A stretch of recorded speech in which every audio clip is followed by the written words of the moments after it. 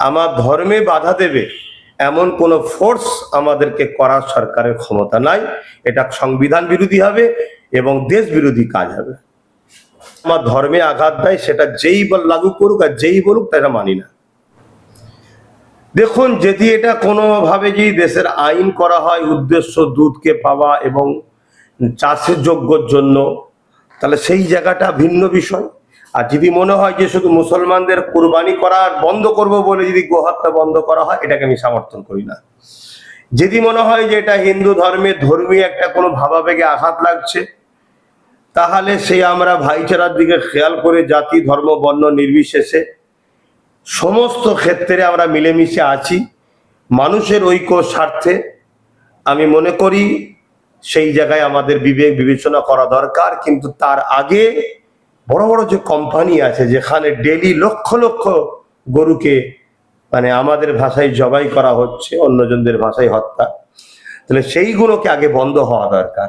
আগে যদি সেগুলোকে বন্ধ করে টোটালটা বন্ধ করতে পারে 1950-এর আইনকে লাগু করার জন্যে, তাহলে অবশ্যই দেশের নাগরিক হিসেবে আইনকে সম্মান করা দরকার। দেখুন, আইনটা তো 1950 সালে হয়েছে। সে আইনের উদ্দেশ্যটা কি জানতে হবে। উদ্দেশ্য ছিল যাতে চাষ, তখন তো গরু লাঙল দ্বারাই দেওয়া হতো, এবং গরুর দুধের যাতে ঘাটতি না হয়। কিন্তু ধর্মীয় বিষয় সেখানে ছিল না। ধর্মীয় বিষয় যেমন গতকাল হাইকোর্ট রাজ্য সরকারের ওপরেই ছেড়ে দিয়েছে যে রাজ্য সরকার চাইলে বয়সকে কমাতে পারে, এটা ধর্মীয় বিষয়। দ্বিতীয় নম্বর কথা, ইসলাম ধর্মের কুরবানি প্রথা 4,500-5 হাজার বছর ধরে আরো কম বেশি হয়ে আসছে। এখানে যে গরুটাই যে আমাদের নির্ভর এমনটা নয়। যেখানে যে জিনিসটা পাওয়া যায়, আরব দুনিয়ায় উট দুম্বা পাওয়া যায়, উট দুম্বার কুরবানি হয়। এখানে গরু বকরি ছাগল পাওয়া যায়, এগুলোর বেশি প্রচলন চলে। তো সেই জায়গায় এই ধারাবাহিকতা হয়ে আসছে। আগামী দিনেও মানুষ যার যেটা পছন্দ সেটা কুরবানি করবে, করতে পারবে। যে কোনো হালাল জন্তুকে আল্লাহর খুশির জন্য, ইব্রাহিম সাল্লামের সেই স্মৃতিকে, ইয়াদগারকে সেলিব্রেশন করাবার জন্যে এই ওয়াজিব যাদের ওপরে মালের নেশাব, তাদেরকে কুরবানি দিতে হবে। সে গরুই দিতে হবে এমন তো ব্যাপার নয়, যে কোনো হালাল পশুকে দিতে পারে না। মুসলমানদের হার জিতের তো কোনো প্রশ্ন নেই। আইন তার দীর্ঘদিন হয়ে আসছে, সেটাকে বাস্তবায়ন করা হয়নি। কিন্তু যদি মনে করা হয় যে শুধু মুসলমানদের কুরবানিতে রুখবো, তাহলে আইনকে আমরা মানি না। আর যদি মনে হয় যে এটা দেশের জন্য আইন, কোনোভাবে কোনো জায়গাতেই, যেটা 1950 সালের যে আইন হয়ে আসছে, কোনো জায়গাতেই চলবে না। অবশ্যই দেশের নাগরিক হিসাবে আইনকে সম্মান শ্রদ্ধা দেওয়া দরকার। আর এটা যদি শুধু একটা ধর্মকে টার্গেট করা হয়, তাহলে আমরা সেটা কোনোভাবেই মানি না, তাকে ধিক্কার জানাই। আমরা আগে থেকেই বলেছি, ভিক্ষা কখনো ইমাম নিতে পারে না। পুরোহিতের বিষয়টা আমি বলতে পারছি না। ইমাম মুয়াজ্জিন তারা আমাদের সম্মানীয় ব্যক্তি, তারা ভিক্ষা নেবে কেন? আমি আশা রাখবো রাজ্য সরকার ভিক্ষা যেমন বন্ধ করেছে, ইমাম মুয়াজ্জিন তারাও এই সমাজের একটা অংশ। তাই রাজ্য সরকার বর্তমান যে আছে, বিজেপি থেকে যিনি হয়েছেন, ইমাম মুয়াজ্জিনদের, তারাও দেশের নাগরিক, রাজ্যের নাগরিক। তাদের সার্বিক উন্নতির স্বার্থে তাদের ছেলেপুলেদের পড়াশোনা, যেটা আমাদের দাবি ছিল আগে থেকে, তাদের রুজি রুটির জন্য যে সংবিধান যে রাইট দিয়েছে, সেটার জন্য কোনো কর্মসংস্থানের আরো ব্যবস্থা করা হোক। কারণ ইমাম মুয়াজ্জিনদের 5 ওয়াক্ত নামাজ পড়ানো ছাড়া বাকি যে সময় আছে, সেই সময় বিভিন্ন শিক্ষা প্রতিষ্ঠানে শিক্ষাদান করতে পারবে। আরো অন্য হস্তশিল্প, কুটির শিল্প, বিভিন্ন কিছু যদি কাজের ব্যবস্থা করা যায়, সে কাজও করতে পারবে। তারা তো এই ডিলেট ভোটারের পিছনে তাদের হাত আছে। সরকার, টিএমসি সরকারের জন্যই তো আজকে এই সমস্যাটা হলো। অন্যান্য রাজ্যে যত ডিলেট ভোটার আছে, ভোট পরবর্তীতে সেগুলোকে সংযোজন করা হয়েছে, সংশোধন করে ক্লিয়ার করে দেওয়া হয়েছে। কিন্তু একমাত্র পশ্চিম বাংলায় এখনো সেটাকে কোর্টে চলে গেল। এই কোর্টে লিগাল তো রাজ্য সরকার। অতএব বিজেপি তো চাইছে মানুষের ক্ষতি করব, কিন্তু বিজেপিকে এই রাজ্যে সহজ সরল ভাবে রাস্তা করে দিয়েছে এই বিগত যে টিএমসি সরকার ছিল। তাই সেই অন্যায়ের সঙ্গে সেহেতু অর্থপত্য ভাবে জড়িয়ে আছে, তাই সে কথা বলতে পারছে না। নওশাদ প্রচার করেছে, অবদান যেমন আছে।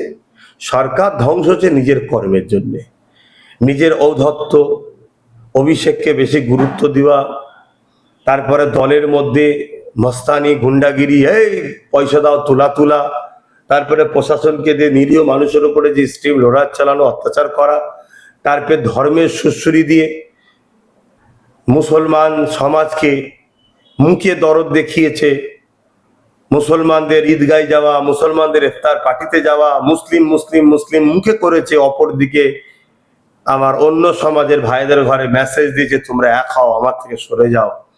এই যে নিজের কর্মের জন্য সে আজকে ধ্বংস হয়েছে। তবে নওশাদ তার কর্মগুলো মানুষের কাছে তুলে ধরেছে, এটা তুলে ধরাটা স্বাভাবিক। তারপরে বেকারত্ব, ছাত্র যুব শিক্ষক, তারপরে ডিএ দেয়নি, এসব অনেক কিছুর কারণে এ সরকার নিজের দোষে নিজেই ধ্বংস হয়েছে। সেটা তাকে জিজ্ঞেস করলে ভালো হয়। তবে আমি মনে করি, আগেও বলেছি, যে হুকুমাত ইসলামের সঙ্গে ইসলামের বিরোধী করবে সেই হুকুমাতকে, এবং যারা জুলুম করবে সেই হুকুমাতকে আমার ধর্মীয়ভাবে তাকে সাপোর্ট করা, তাকে ভোট দেওয়া কোনোভাবেই জায়েজ নয়, সেটা হারাম হবে। এটার কয়েকটা সাইড হতে পারে। তার মানে রাজ্য সরকারের কাছে এখনো ডাটা নাই, তাই ভয় দেখিয়ে যাতে করে সে নিজে থেকে এসে গরদানটা দেয়, জাহাপানা আমি সেই আসামি, এর জন্য একটা হতে পারে। দ্বিতীয় নম্বর কথা, এই ভয়টা দেখিয়ে মানুষকে আরো আতঙ্ক করিয়ে সমাজের অন্যান্য সাইডের যে কাজগুলো আছে, যেসব মানুষ বিগত সরকারের কাছে চেয়েছিল পায়নি, এই সরকার যাতে সেগুলো না করতে হয় সেই মাইন্ডকে ডাইভার্ট করতে চাইছে।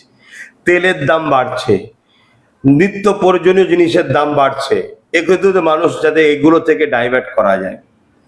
পাশাপাশি এটাও মনে করি, এটাকে সামনে রেখে আবার সেই বাইনারি বিভাজন তৈরি করার একটা মেসেজ দিতে চাইছে। আমি একটাই কথা বলবো, যেটা আগে বলেছি, কোনো কাজকে গাফলতি করা যেমন উচিত নয়, কিন্তু আতঙ্ক হয়ে নিজের জীবনের ক্ষতি করাটাও উচিত নয়। যারা ট্রাইব্যুনালের নাম নথিভুক্ত করেছেন, যাদের আব্বা আম্মার নাম 2002 আছে বা বাবা মায়ের নাম 2002 আছে, কোন রকম নামের মিস্টেক হওয়ার জন্য সন্দেহ তালিকায় তাকে যাচাই বাছাইয়ের জন্য করা হয়েছে। আমার মনে হয় তাদের বিডিও অফিসের সঙ্গে যোগাযোগ রাখা, বিওলোর সঙ্গে যোগাযোগ রাখা, ট্রাইব্যুনাল যাতে হয় সেই ব্যাপারে খেয়াল রাখা। আশা করছি ট্রাইব্যুনাল হয়ে যাওয়ার পর এই ছোটখাটো বিষয়গুলো সমাধান অন্যান্য রাজ্যে হয়েছে, এখানেও হয়ে যাবে। এবার একটা বিষয় রইল, সরকার যদি জোর করে জুলুম করে, অন্যায় না থাকার পরেও যদি আমি মিথ্যা কেসের মামলা দিয়ে লোককে ভরতে পারি, আমরা বিগত দিন থেকে দেখে আসছি, ঠিক সেইভাবে যদি তার নাগরিকত্ব থাকার পরেও জোর করে যদি তাকে উপরে জুলুম করে, অত্যাচার করে, তাহলে অবশ্যই সেটা সংবিধান বিরোধী হবে। তাদের উচিত হবে কোর্টের দ্বারস্থ হওয়া এবং আমাদের সঙ্গে যোগাযোগ করা। আমরা যত সামান্য তাদেরকে সহযোগিতায় তাদের পাশে ছিলাম, আছি, থাকবো। আমি মনে করি এই যে ভোটার তালিকা থেকে নামকে বাদ দিল শুধুমাত্র ভোটদানের অংশগ্রহণ না করিয়ে বিজেপি ক্ষমতায় আসবে এটা লক্ষ্য করে। অন্যান্য রাজ্যে ভোট মিটে যাওয়ার পর সব নাম তুলে দিয়েছে, কিন্তু এখানে যখনই নির্বাচন কমিশনের কাছে নওশাদ সিদ্দিকী এবং তার আইএসআর ডিপুটেশন দিতে গেলে নাম তুলতে হবে, তারা বলছে এখন তারা আমাদের হাতে নাই, কোর্টের হাতে চলে গেছে, কোর্ট যেটা করবে। এই যে কোর্টের হাতে প্ল্যান মাফিক নিয়ে গেল কে? মমতা ব্যানার্জি নিয়ে গেছে, বিগত সরকার নিয়ে গেছে। তাহলে সেই সরকারের যারা 80 জন নেতৃত্ব আছে, তাদের উচিত এই সময় মানুষের পাশে দাঁড়িয়ে তাদেরকে কোর্ট থেকে ইনসাফ দেওয়া, তাদেরকে কাজ করা। নওশাদ করবে, এটা মানবতা, তার করবে, কিন্তু আপনাদেরও করা উচিত। কল্যাণ ব্যানার্জি একটা পোস্ট করছে যে 2031-এ আবার আমরা ক্ষমতায় আসছি, কি বলবেন? যদি মানুষ চাই। তবে আমি মনে করি দিদি মোদির সেটিংটা তো খুব ভালোভাবেই আছে। সেই সেটিং এ দেখুন, যতদিন রাজ্যে টিএমসি গভর্নমেন্ট ছিল, বিরোধী বিজেপি ছিল, এখন রাজ্যে বিরোধী রাজ্যে ক্ষমতায় এসেছে বিজেপি, দেখুন বিরোধী হিসেবে টিএমসি কে রেখেছে। টিএমসির নেতাদের ঘরে পুলিশ দিয়ে পাহারা দিয়ে যাচ্ছে, টিএমসির পার্টি অফিস খুলছে বিজেপি, টিএমসির পার্টি অফিসকে নিরাপদে রাখছে বিজেপি। কথা বুঝে আসছে? টিএমসির লোকেদেরকে ফেসিলিটি দিচ্ছে বিজেপি। অর্থাৎ সেই জায়গায় সেই বাইনারিটা এখনো রেখে দিয়েছে। তাই সেই বাইনারির দিকে হয়তো ভেতরে ভেতরে কিছু সেটিং আছে যে 5 বছর ছাড়া ছাড়া একে অপরে পাল্টাপাল্টি করব, কেন উভয় তো সেই একই পরিবারেরই সদস্য। রাজ্য সরকার এই কয়দিনই মুসলমানদের বসে নতুন রাজ্য সরকার বিজেপি সরকার বসে অনেকগুলো আইন লাগু করেছে, যেটা পুরনো আইন বলছে সেগুলোকে নতুন করে লাগু করেছে, যে অনেক অসহায় মানুষ হকারি করতো, তারা ট্রেন স্টেশনের আশেপাশে দোকান করে, এবং কিছু কিছু জায়গায় দেখাচ্ছে ফ্ল্যাট ভাঙছে, যে অবৈধভাবে ফ্ল্যাট তৈরি হয়েছে। সেই হিসেবে প্রচুর মানুষ শোকায়িত এবং কাঁদছে। আর যারা হকারি করতো তারা তাদের কান্না দেখলে মানে কলিজা আঘাত লাগার মতো। কি বলবেন? কি আর বলবো, সরকার যদি জুলুম করে জনগণকে সংঘবদ্ধ হতে হবে।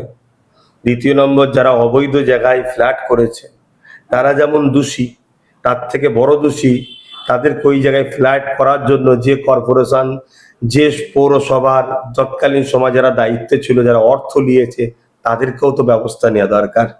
আমি মনে করি এগুলো হচ্ছে একটা বিজনেস। 10 বছর তুই চালা, 15 বছর তুই চালা, 20 বছর তুই চালা, যতটা পারিস লুটেলে, তারপরে আমি আসবো, ভেঙে চুরে দিয়ে জায়গা ক্লিয়ার করব, নতুন করে আবার কেউ আসবে, যে জায়গায় বিল্ডিং করব আবার মোটা অঙ্কের টাকা আমি নেবো, আবার বিল্ডিং করতে পারমিশন দেবো, আবার কেউ আসবে নতুন করে সে ভেঙে দেবে। এছাড়া বিজনেস চলছে। দিনের শেষে গরিবদের ঘরে লুটা হচ্ছে এবং ইনকাম করা হচ্ছে, এই সব রাজনীতি চলছে। অবৈধভাবে ফ্ল্যাট যদি তৈরি হয়ে থাকে, বিজেপি সরকার এখন বলছে, তাহলে তখন তো সরকার টিএমসি সরকার ছিল, তখন অবৈধভাবে প্ল্যানটা পাস করলো, কি বলবেন? সেটাই তো বলছি, কেন্দ্রে তো বিজেপি অনেক দিন ধরে আছে, রাজ্য সরকার অবৈধভাবে প্ল্যান দিচ্ছিল, কেন্দ্র সরকার সেটাকে দমন করতে পারতো না।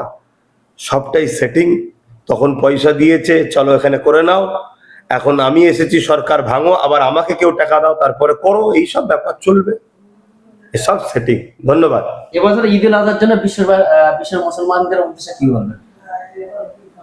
বিশ্বের মুসলমানদের ঘরে শান্তির মেসেজ দেব, সবাই আমার জন্য দোয়া করবেন, আমি দোয়া করি।